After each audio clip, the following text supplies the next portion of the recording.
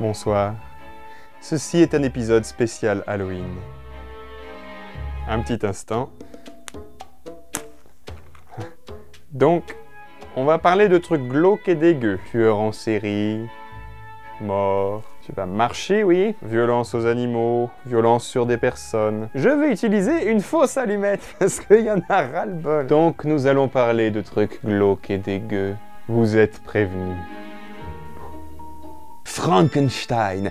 Tout le monde connaît Frankenstein. Cette créature terrifiante assemblée par un savant fou à partir de morceaux de cadavres récupérés dans des cimetières et amenés à la vie grâce à des éclairs dans un laboratoire futuriste perché au sommet d'un château lugubre et isolé du monde. Alors vraiment pas du tout, hein? Et si c'est ce que vous pensiez savoir, alors cette vidéo est faite pour vous. Bas les masques. Vous permettez, j'ouvre un sac poubelle, hein, mais c'est pour y jeter toutes les idées reçues sur Frankenstein, et croyez-moi, il y en a beaucoup. Déjà, commençons en rappelant une évidence, Frankenstein, c'est lui, c'est pas lui. Et la créature, quant à elle, n'a pas de nom, et pas de prénom non plus, hein. Donc il s'appelle pas Frank Einstein. Hôtel Transylvanie, t'es gentil, mais tu vas te coucher. Avec ton lointain cousin de la famille Stein, là. Et puis Arsenic et vieille dentelle, avec ton docteur Einstein, là. Pareil. Mais situons d'abord le contexte. En 1816, Mary Wollstonecraft Godwin, elle-même fille de deux célébrités littéraires, entame un voyage en Europe typique de cette période romantique où le concept même de tourisme commence à fleurir. Ce voyage les mène en Suisse, à la Villa Diodati, près de Genève, dans un petit village qui donne sur le lac Léman. Mais comme il fait très moche et qu'il n'y a pas Netflix, les quatre amis lisent et se racontent des histoires de fantômes, de revenants. Et tout à coup, l'un d'entre eux lance une idée. On va faire un pari littéraire. Tous les quatre, nous allons écrire une histoire de fantôme. Rivalisons pour qu'elle soit horrible à souhait. Il y a également Percy Bysshe Shelley, qui est devenu le mari de Mary. Et je ne sais pas si vous vous rendez compte, mais ces trois-là, ce sont des monuments de la littérature anglophone. Des quatre acolytes, seuls deux d'entre eux sont allés jusqu'au bout du pari en écrivant leur propre aventure horrifique.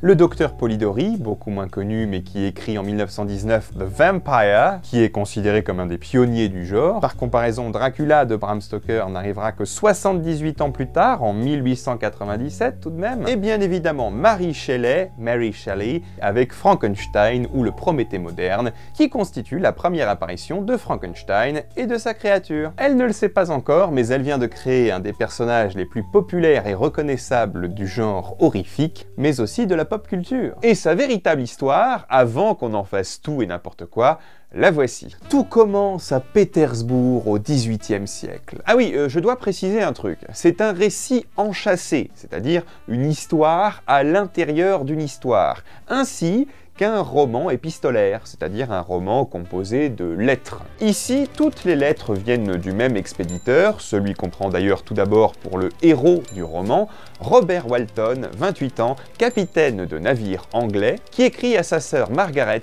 pour lui rapporter une histoire des plus terrifiantes.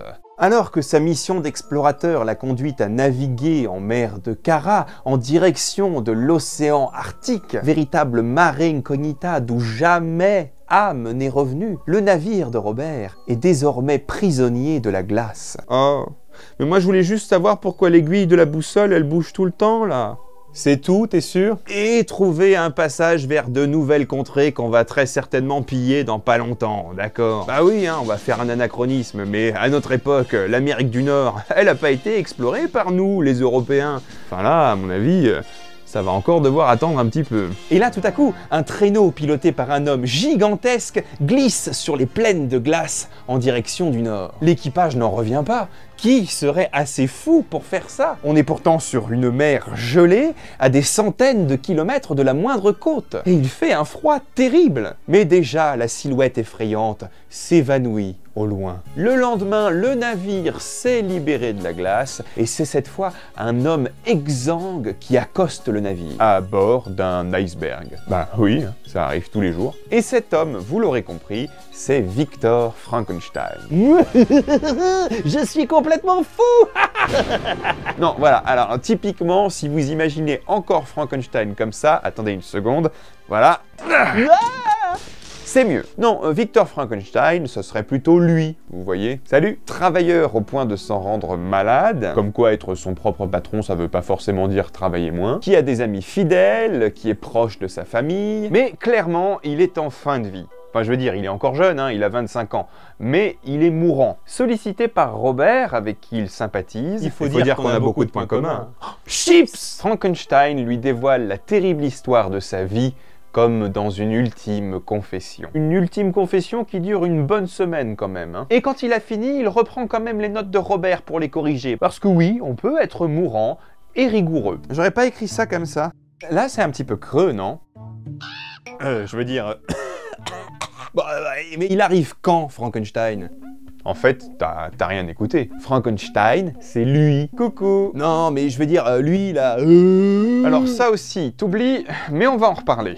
Donc là, on rentre dans l'histoire. Dans l'histoire, récit enchâssé, vous vous souvenez, et c'est désormais Victor Frankenstein qui devient notre narrateur pendant 24 chapitres. Parce que oui, maintenant, le livre ne s'organise plus en lettres, mais en chapitres. Ah bah, il avait plus envie. Et au début, ça paraît un petit peu long, hein. Il raconte son enfance, ses études brillantes, et il décrit plusieurs de ses proches dont on se demande un peu ce qu'on en a à foutre. Il y a son père, Alphonse Frankenstein, un homme bon et généreux, son meilleur ami Clerval, talentueux, à l'imagination exceptionnelle, mais aussi les deux frères de Victor, Ernest, le plus grand, qui est presque adulte, et le plus petit, William, un jeune et joyeux bambin de 5 ans. Ah, il y a encore la bonne, Justine, la domestique, qui fait presque partie de la famille et que tout le monde adore. Et puis surtout, il y a Elisabeth Lavenza, celle avec qui il a grandi, que tout le monde chérit et qu'il aime depuis la plus tendre enfance, et que sa mère, mourante de la scarlatine, lui a conjuré d'épouser un jour. Mais pourquoi le bouquin passe autant de temps là-dessus?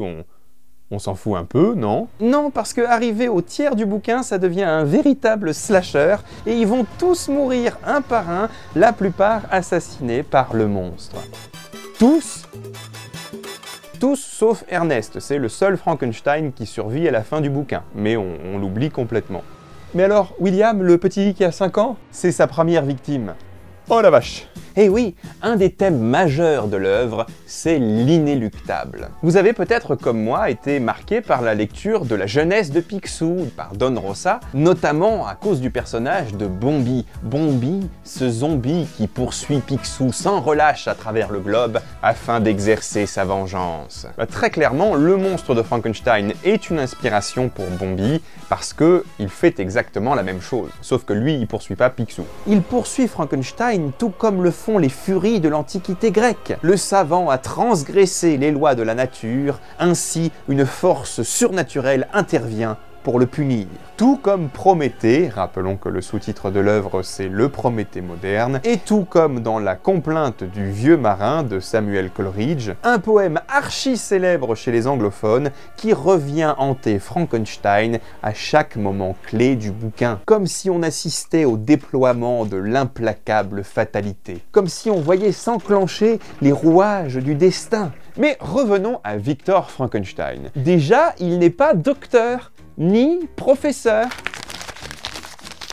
J'aurais dû prévoir un plus gros sac. Et il n'est pas vieux non plus, hein. Il a 23 ans quand il crée le monstre. C'est un génie précoce qui dépasse très rapidement tous ses maîtres en philosophie naturelle. Donc un joyeux mélange de chimie, biologie, anatomie, physiologie, tout ça. Disons, une science qui cherche à comprendre le fonctionnement du corps, de la nature, de la vie, tout simplement. Il veut franchir une nouvelle frontière. C'est en quelque sorte un précurseur du transhumanisme, avec des tendances à l'extropianisme, n'est-ce pas? Et si vous ne connaissez pas, ça tombe bien, car j'ai fait une vidéo qui en parle. Oui, je suis en train de développer un WhatsApp Pro Cinematic Universe. Le but de Frankenstein, c'est de trouver le principe de vie. Pourquoi et comment vit-on? C'est encore un exemple de savant consumé par une quête démesurée. Sans s'apercevoir de l'ironie de la chose, il cherche la vie et il n'apportera que la mort. Il étudie ce qu'il appelle le travail des vers, il torture des animaux, il retourne des tombes, il se fournit dans les salles de dissection, les abattoirs, car le monstre est aussi fait avec des morceaux d'animaux. Comme quoi, les zombies de Thriller Bark, ils sont pas si déconnants que ça, hein. En revanche, ils ont des grosses coutures apparentes, comme dans la plupart des réinterprétations du mythe, et ça, dans One Piece, bon, ça s'explique, mais dans le bouquin, ça aussi,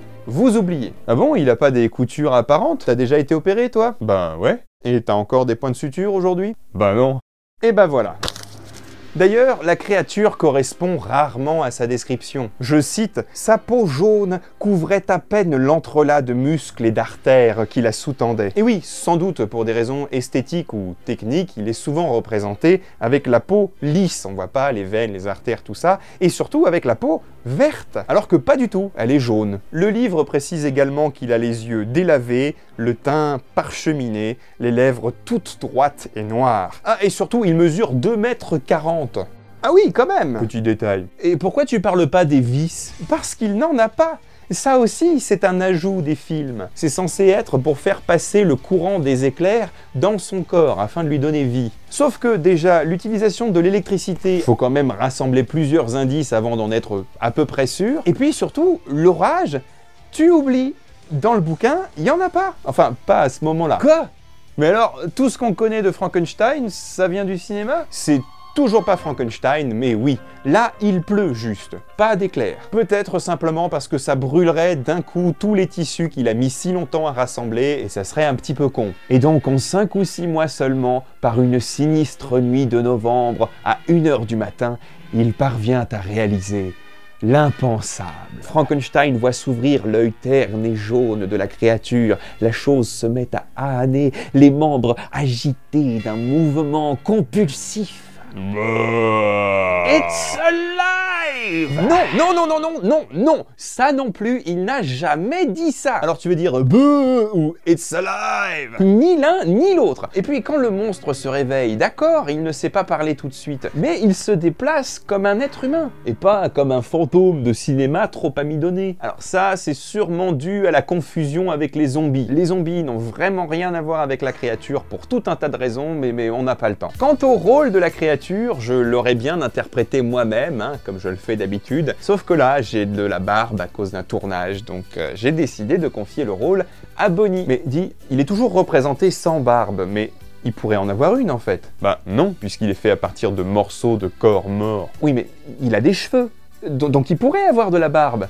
Pourtant, il est jamais représenté barbu. Oui, c'est vrai. Hein. Mais bon, il faut reconnaître que le rôle lui va plutôt bien, non? Ouais, c'est vrai. Déçu, horrifié par sa propre création, Frankenstein prend ses jambes à son cou et s'allonge dans son lit et dort. Comme l'aurait fait n'importe qui. Évidemment, ça ne loupe pas, hein. Quand il se réveille, il voit le monstre et qu'il regarde à travers les rideaux. Alors cette fois, Victor s'enfuit un petit peu plus loin, il court jusque dans la cour. C'est comme ça qu'on résout les problèmes de manière éthique. Sous la pluie. Et une fois que les portes sont ouvertes, ce qui prend du temps, il va dans les rues d'Ingolstadt. Oui, parce que ça se passe dans un grenier en pleine ville, hein. C'est pas une tour recluse dans la montagne. Il est pas très courageux, Victor, non? Il est surtout un peu con, mais on y reviendra. On risque de tomber sur le monstre s'il le laisse comme ça se balader. Et il se dit, ce monstre, il ne faut surtout pas que quelqu'un le voie. Alors il change d'avis, il retourne chez lui, paniqué, mais quand il arrive à la maison, il constate que le monstre n'est plus là. Et ça, Frankenstein, eh ben ça le soulage. Ah moi je vous ai dit, hein, c'est plus mon problème. Attends, tout à l'heure tu disais qu'il fallait surtout que personne ne le voie, et maintenant qu'il est dans la nature, ça va, c'est plus un problème? Oui, c'est absolument pas logique, mais c'est ça. Maintenant le monstre est en liberté dans la ville, donc tout va bien. Victor Frankenstein retourne donc à sa vie d'avant, comme si rien ne s'était passé. C'est bon? La guerre est finie? Ça va lui retomber sur la gueule, j'imagine. Oh oui. Et donc il part littéralement en balade pendant 1 an et demi. Non, vous ne rêvez pas. Pendant 1 an et demi, il laisse le monstre vivre sa vie, tranquille, pépouze. Tout simplement, il l'oublie. Ah bah ça arrive à tout le monde, hein. Ce qui le ramène à la raison quand même, c'est quand son petit frère meurt et que Justine est exécutée, accusée à tort de l'avoir tué. Il faut dire que sur le chemin pour retrouver sa famille, il a cru voir le monstre. Et il se dit, bah voilà, c'est lui. c'est forcément lui. Bonjour les préjugés. Sauf que c'est effectivement lui le meurtrier, ainsi qu'il l'avoue à son créateur lors de leur premier face-à-face sur les crevasses de la mer de glace, en dessous d'un terrible orage. Oui, là il y a un orage pour le coup. Et le lac, quant à lui, semble carrément s'être enflammé, donc les éléments sont pas trop du côté de ce qui se passe. Et on dirait vraiment que la nature intervient pour dire non là t'as abusé mec. Et oui, le paysage est comme un reflet moral des deux personnages, mais on n'a pas le temps. Comment ça, il avoue?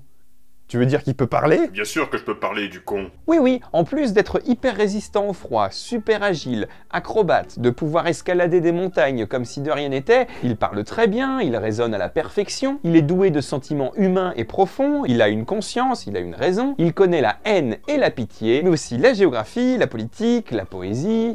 Attends, ça veut dire qu'il a la mémoire du corps qu'il était avant? Non, c'est un assemblage de plusieurs corps, mais c'est un individu unique. Tout neuf, il n'a pas été ressuscité. Maintenant, on entre dans un nouveau récit dans le récit, et on écoute l'histoire du monstre dans l'histoire de Frankenstein, dans l'histoire de Robert Walton. Et pendant cette année et demie où Frankenstein s'en occupait pas du tout, il vit planqué dans l'appentis d'une hutte où vivent des gens pauvres, et il observe à travers une fente dans le mur, ce qui lui permet de suivre des leçons destinées à quelqu'un d'autre, de l'autre côté du mur, et c'est comme ça qu'il devient aussi cultivé. Ah, il apprend très vite, hein. Il a même appris à lire. Et c'est d'ailleurs comme ça qu'il retrouve le nom et l'adresse de Frankenstein, parce que son journal intime était resté dans la poche du manteau que la créature avait embarqué en quittant le laboratoire, parce qu'il faisait froid.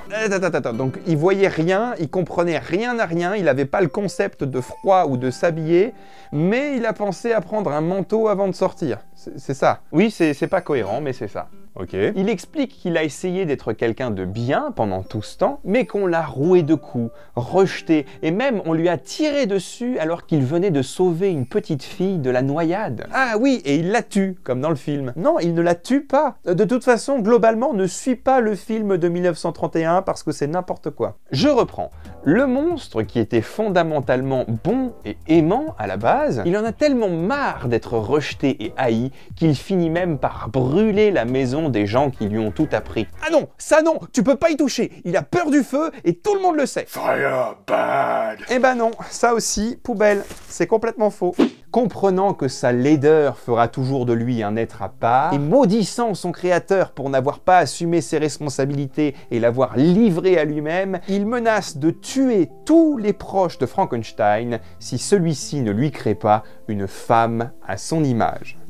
C'est très biblique tout ça, dis donc. Oui, le bouquin est truffé d'allusions, avec la créature qui devient un nouvel Adam, avec Frankenstein qui veut jouer aux dieux. Oui, le thème c'est l'hubris, c'est la démesure. Et comme dans toute bonne tragédie grecque, Frankenstein est puni pour ça. Alors il cède dans un premier temps, il va jusqu'à créer le corps de cette femme qu'il destine à la créature. Mais contrairement à tout ce qu'impliquent les films genre La fiancée de Frankenstein, cette fois il ne donne pas vie à son œuvre, il la détruit devant le monstre, comme pour le défier. Et donc, comme on l'a dit, il va tuer presque tous ses proches, un par un.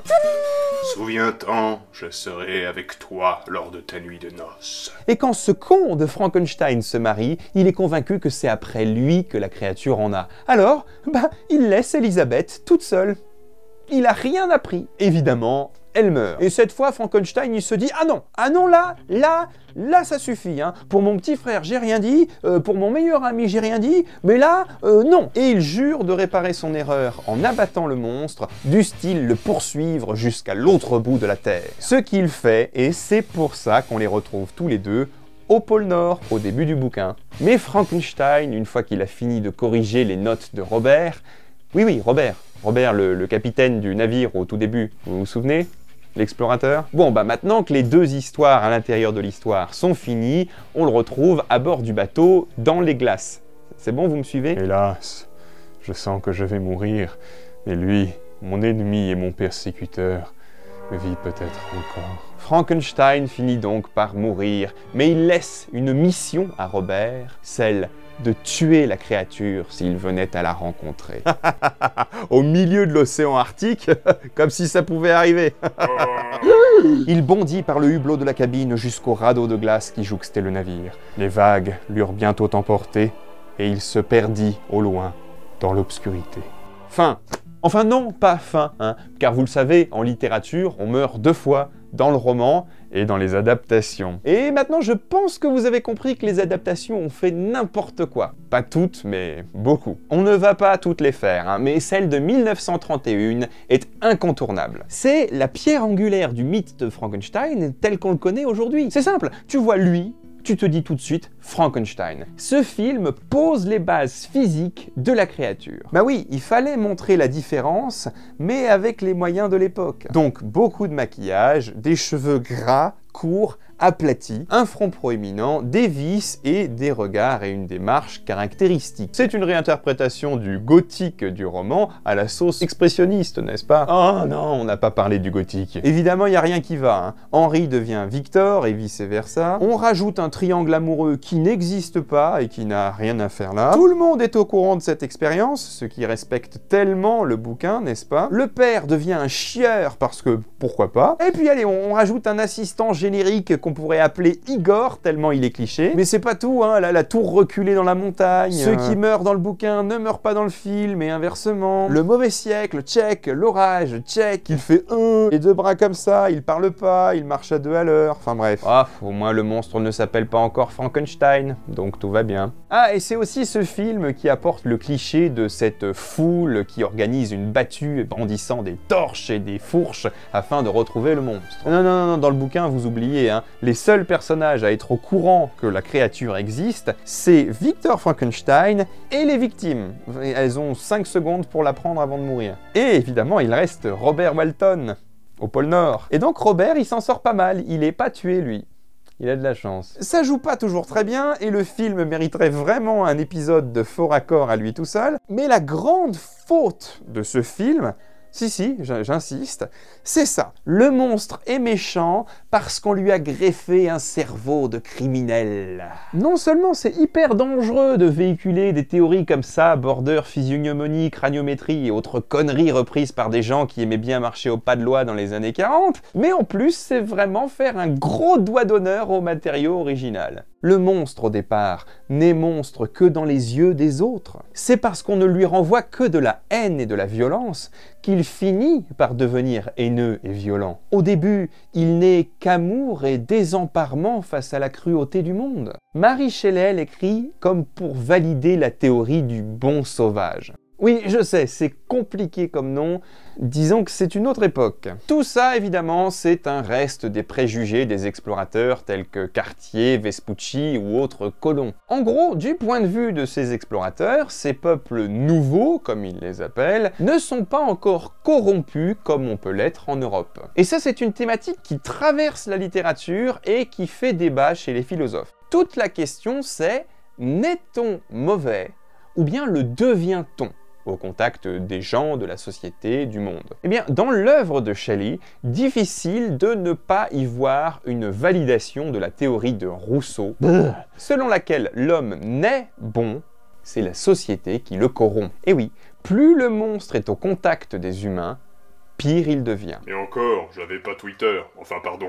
X. Chez Shelley, c'est encore un degré au-dessus, ça dépend de ce qu'on lui renvoie. Quand il rencontre un personnage aveugle, tout se passe très bien. Reconnaissons quand même que le film lui apporte une sacrée esthétique qui manquait cruellement à sa première adaptation en 1910. Alors je sais, les moyens de l'époque, tout ça, mais quand même, là, on dirait qu'il va danser le Monster Mash. It was a Monster Mash. Et puis il sort d'un chaudron, ça n'a aucun sens. Au moins, il faut reconnaître qu'en transposant l'histoire au 19e siècle et en centrant le processus de création autour de l'électricité, le film de 1931 et ses successeurs oublient certes le bouquin, mais essaient de créditer l'aspect scientifique de l'opération. Après tout, si le roman voit le jour, c'est justement suite aux conversations de Shelley et de ses amis autour du principe du galvanisme. Pour la petite anecdote, la version la plus connue du monstre, c'est lui, Boris Karloff, et 40 ans plus tard, il interprète le baron Victor von Frankenstein.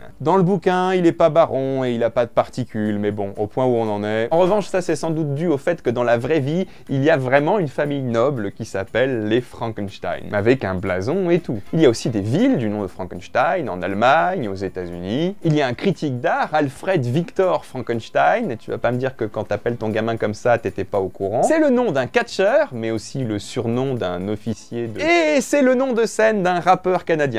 Bref, le monstre de Frankenstein s'est fait sa place dans le monde réel, notamment par le biais de ses très nombreuses adaptations, souvent très éloignées également du matériau original, on l'a dit, au cinéma, à la télé, mais aussi au théâtre. D'ailleurs, le film de 1931 est adapté d'une pièce, et ça se sent. Avec tout un univers parodique, évidemment, avec notamment Frank Frankenstone dans Les Pierres à Feu, ou encore toutes les fois où il apparaît comme un boss dans la licence Castlevania, où il est mal identifié à chaque fois, mais on commence à avoir l'habitude. Ah, c'est sûr que l'appeler juste la créature ou le monstre dans un jeu où il n'y a que ça le démarque pas. Ah, et si vous vous demandez pourquoi dans Once Upon a Time, Frankenstein, ça devient le Dr. Whale, eh bien c'est un petit clin d'œil malin au réalisateur du film de 1931. Plein de jeux vidéo, mangas, comics, on le trouve autant chez Marvel que chez DC Comics, des figurines, mais il y a aussi des chansons, des romans, des jeux de société, bref, vous commencez à avoir l'habitude. Il y a également, il faut le dire, des adaptations plus fidèles,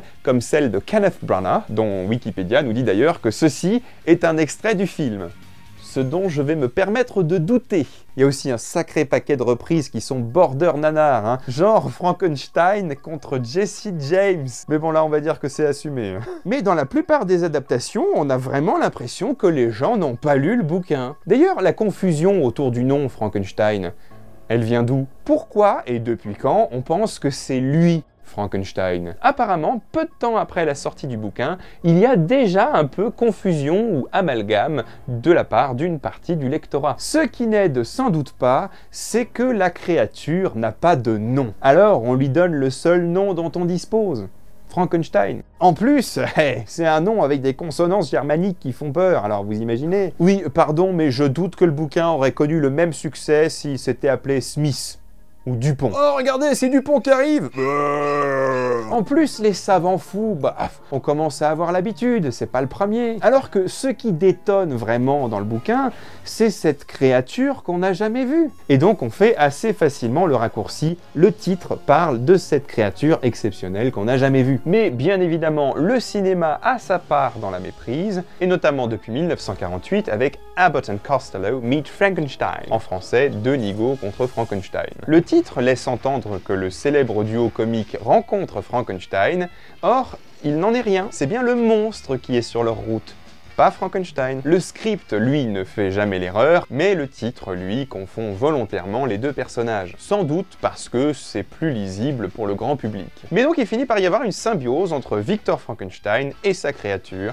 Évidemment, après on poursuit avec Herman Munster dans les Munsters, qui est parfois appelé Frankenstein, Monster Mash en 1995, Van Helsing en 2004, et puis Hôtel Transylvanie, comme on l'a dit. Dans tous ces exemples, vous remarquerez que le monstre ne se suffit pas à lui-même, et qu'il est accompagné de Dracula, d'un loup-garou, de l'homme invisible, etc. À tel point que toutes ces œuvres en sont vraiment venues à créer une sorte de mythologie à part autour de la créature de Frankenstein. Un véritable Monsterverse, comme il est parfois surnommé, à tort, parce que le Monsterverse, en fait, c'est les kaiju, Godzilla, tout ça, et le nom officiel de cet univers, c'est les Universal Monsters, ou les classiques Universal Monsters. Les loups-garous, l'homme invisible, Dracula, tout ça. Et là, le respect du texte, il est mort. Non, il ne fait pas partie d'un univers commun à tous les monstres, non, il n'a pas de nom, pas de femme, pas de fils, non, il ne peut pas se détacher et contrôler les différentes parties de son corps, et s'il perd sa tête, il meurt, comme tout le monde. Ah oui, je vous avais prévenu que la liste des conneries, elle était longue. Ce qui nous amène à un constat intéressant.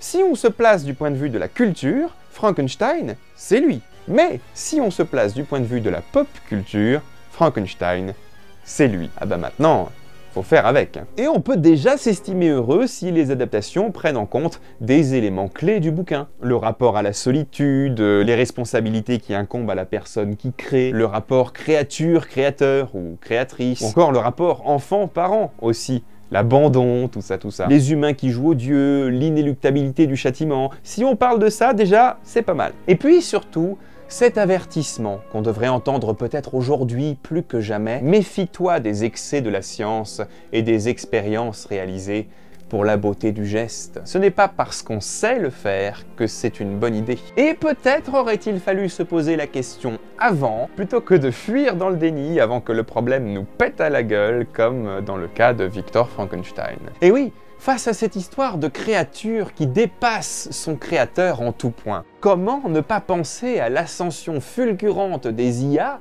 face auxquelles nous sommes déjà complètement dépassés? N'oublions pas que Victor Frankenstein est l'auteur de sa propre destruction. Il est parfois difficile de comprendre pourquoi l'humanité cherche à tout prix à se rendre obsolète. Et la littérature, je crois, nous aide à comprendre ça, voire à faire le deuil d'une certaine réalité. Car comme le disait Elisabeth, non, pas celle-là, hélas Victor, quand le mensonge ressemble à ce point à la vérité, qui peut se targuer de connaître à coup sûr le bonheur?